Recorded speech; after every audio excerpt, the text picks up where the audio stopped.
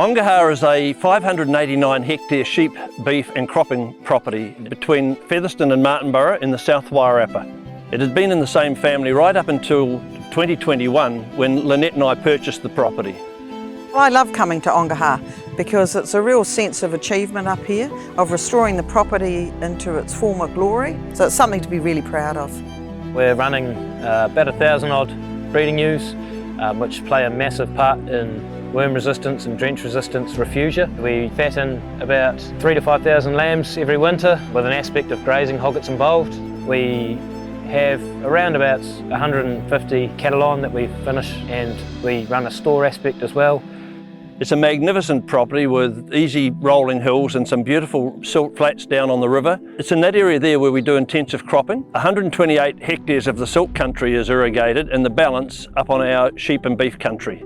We can irrigate here under our 5 pivots for about 126 days a year, which is an absolute ideal window for us to water crops such as pumpkin, squash, mustard seed, bok choy seed, and our peas and barley.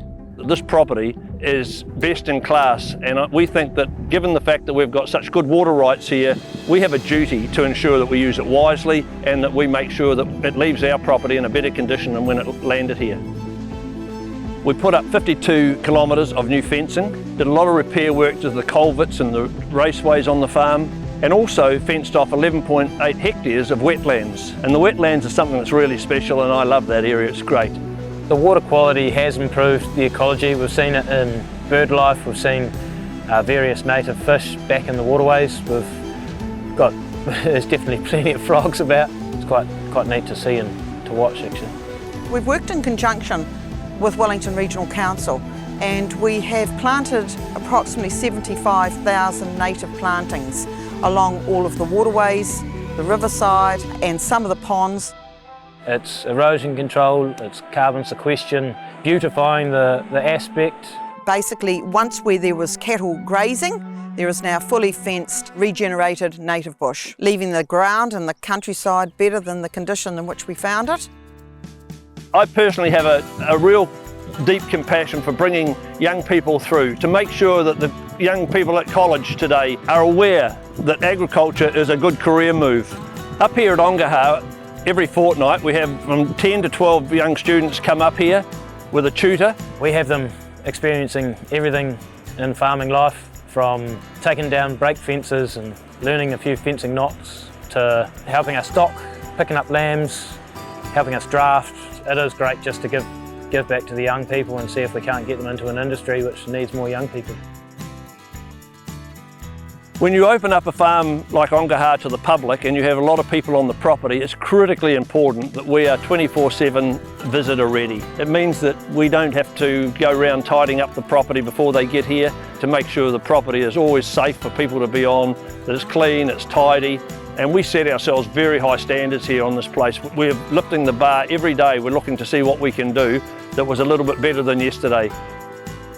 The Ongaha homestead is very much an integral part of the farm here.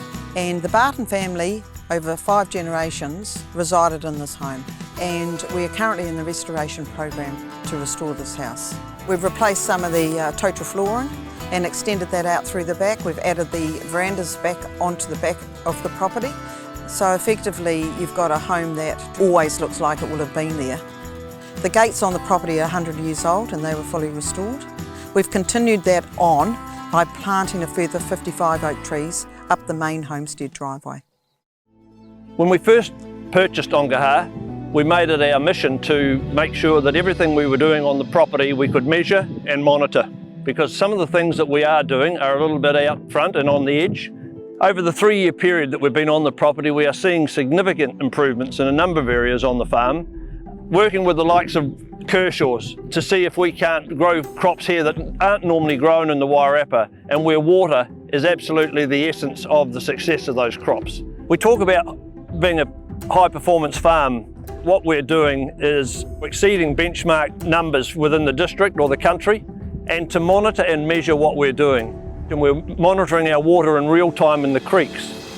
We have monitors on some animals now in close proximity to here, on cows for example, Fitbits on cows, monitoring their health in real time. we can support and back up anything we do on this property with data and the confidence that if you're eating something that came from Ongaha, then it will be safe and it will be nutritious.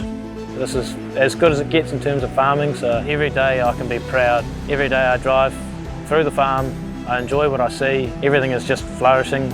I'm excited to wake up in the morning and I hesitate to go home at the end of the day. I feel that we have an opportunity to give something back to the land here, and there is a weight of responsibility for Shane and myself to leave a property like this in better heart than when we first purchased it. We're really excited as to what this place might look like in 50 years. Clearly we won't be here to see that, but somebody will, and I'm hoping that our energy that we're pouring into the place now will pay dividends in the many years to come.